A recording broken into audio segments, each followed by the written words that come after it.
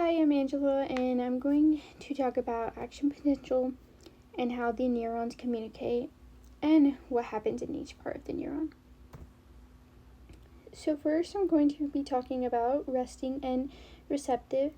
Now, when the neuron has a resting membrane, it has to be about negative 70 millivolts for it to be at rest.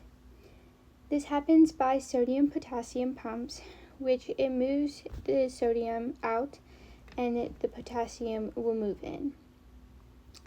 And now for the receptive, it includes the dendrites and cell body, and it will receive signals called graded potential. Now these can be excitatory.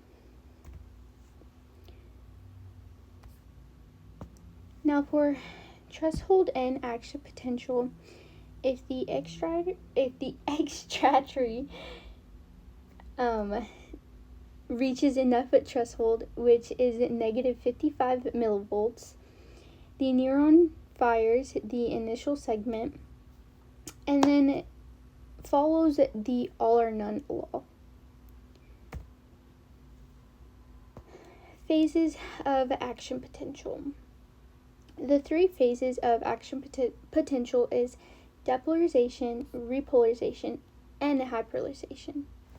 So during depolarization, the sodium channels will open and then the sodium will rush into the cell, making it more positive. Then during repolarization, the potassium leaves the cell and it will bring it back down, The cells will become more negative than resting cells called hyperpolarization. Conduction. So there is saltatory conduction and continuous conduction. The action potential travels down the axon, which is conductive segment, and in continuous conduction, it moves slowly, but in saltatory conduction, it jumps between nodes, which is faster.